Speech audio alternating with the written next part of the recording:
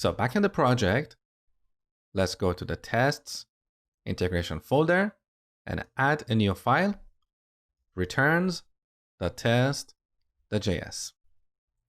Now, just like before, we're going to start with a test suite. We call this /API/returns. Now, in this test suite, just like our other integration tests, we need to load the server and populate the database before each test and then do cleanup after. So to save time, I'm going to borrow some code from genres.test.js. So here I'm going to copy before each and after each functions. Copy, back here, paste them. So here we have this server variable. I want to define it here on the top. We could also define it in this block. It doesn't matter. So we load the server, and then after each, we close the server.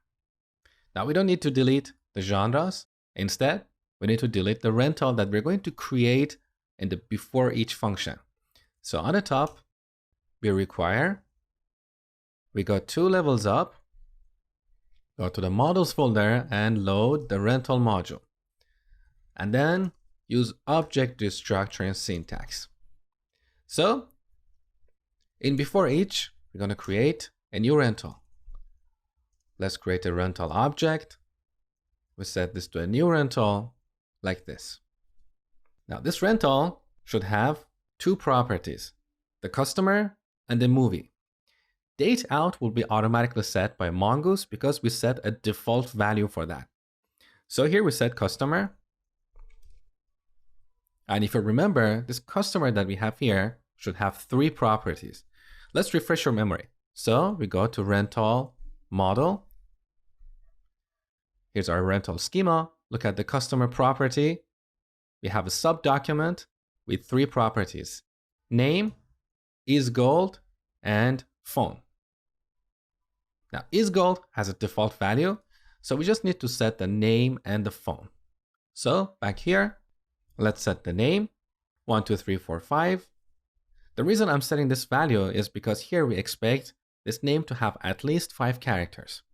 So phone 12345 as well. We also need to set the ID because we're going to use it in our tests. So we set the ID. Now here we need an object ID. So on the top, we need to import Mongoose. Constant Mongoose requires Mongoose. Now back here, to set this, we call Mongoose.types.object_ID. We call this method and get an object ID. Now, because we're going to use this object ID when posting a request, I'm going to store this in a separate variable. So let's cut this from here. Define a variable customer ID. Now here we set customer ID to a new object ID and also use the same value here. Later, when sending a request, we'll use this variable in the body of our request. Now we could also access it via rental.customer._ID, but that makes our tests a little bit noisy. That's why I decided to create a separate variable here. Now similarly, we need to initialize the movie property. So we set the movie. Again, here we need an ID. So let's define a new variable, movie ID, and initialize it just like the customer ID. So duplicate this line and set this to movie ID. And next, back here, we set underline ID to movie ID. You also need to set title. We can set this to movie title or whatever. We need at least 5 characters. Let's double check that. So back to our rental model. Here's the movie property. Title should be at least 5 characters.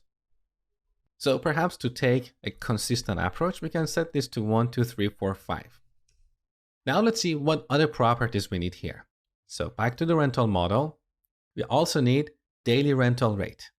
So back here, let's set daily rental rate to $2. So this is our rental object. Now we need to save it to the database. So rental.save, and we await this promise. And finally, in after each, we want to clean up. So we call rental.remove. We pass an empty query object and await this promise. Now, before going any further, before writing any production code, let's just make sure what we have implemented here actually works. So here I'm going to add one simple test. It should work. And in this test, I simply look up this rental in the database. If it's there, that means our setup code is working. So let's call rental.find by ID. And we pass the ID of this rental that we created. The chances are we're going to use this rental object in our tests.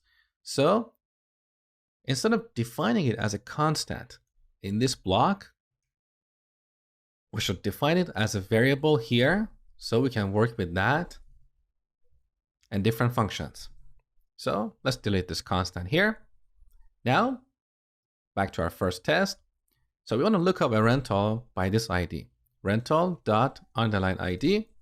We await this, get the result, and expect result not to be null. Let's see if this test passes. So save, back in the terminal. Okay, we got an error. Await is a reserved word.